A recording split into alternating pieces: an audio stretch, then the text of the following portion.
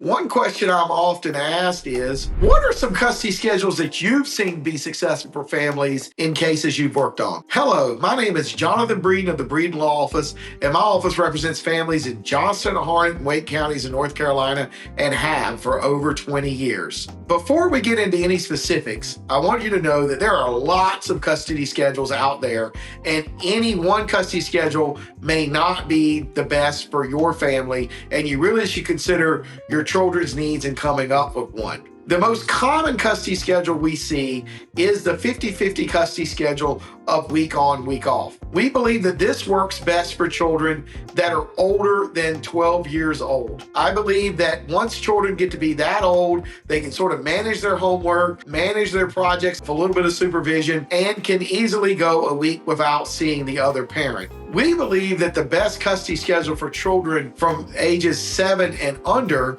is really a 2-2-3 joint custody schedule where the children spend Monday, Tuesday with mom, Wednesday, Thursday with dad, Friday, Saturday, Sunday with mom, Monday, Tuesday with dad, Wednesday, Thursday with mom, Friday, Saturday, Sunday with dad. So the children are changing on a 2-2-3 schedule, and that allows the children to see both parents on a regular basis. They never go more than 3 or 4 days without being in the custody of the other parent, and it allows both parents to stay very involved, and it forces the parents to have to communicate a lot because there's a lot of exchanges and there's a lot of information going back and forth, and we think that that's what's best for children in that age range. For ages 7 to 12, we believe the best custody schedule in a joint situation is sort of a 2-2-5-5 schedule where the children are with mom every Monday, Tuesday, with dad every Wednesday, Thursday, and then they alternate the weekends of Friday, Saturday, and Sunday. This would mean that the weekend would attach to the weekday schedule,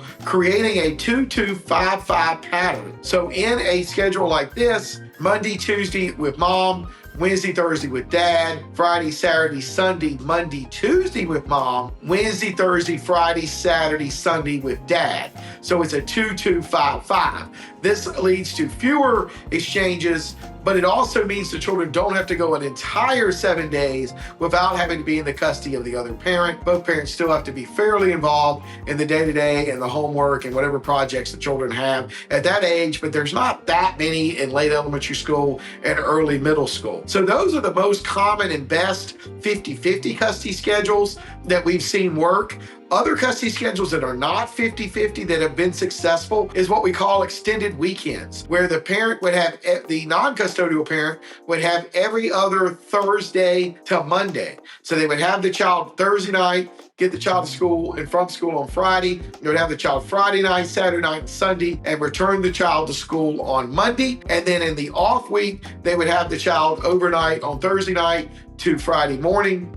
That gives the parent 5 out of 14 days during the school year. If the parents do week on, week off in the summer, which is almost the most common thing for any summer, regardless of what your custodial schedule is during the regular year, as long as you live near each other and one party doesn't live in another state, we see that that works fairly well. That actually still gives the non-custodial parent 38% of the nights, keeps them involved in the school, but it is not completely a 50-50 schedule. We rarely ever see the old school, when I first started, every other weekend, Friday to Sunday with the parent, where that parent only gets 48 hours every other weekend, 96 hours a month with their children. We see that rarely. We don't see courts do that very often. That is not a lot of time for the non-custodial parent. If the non-custodial parent is only getting 96 hours a month, they're not really able to parent the child during that period of time. They're kind of like a fun uncle or a Disney dad. If that's all the parent can do, or if that's all the parent wants, that's fine. But I don't believe that that's in the best interest of the children. If the parents are good people and they're not on drugs and alcohol, they live near each other and they have compatible work schedules. If you would like to see what would be a good custodial schedule for you and your family and would like to see about if we can help you obtain that, give me, Jonathan Breeden, a call at 919-661-4970 or reach out to me at breedenfirm.com. We look forward to helping you become the hero of your life story.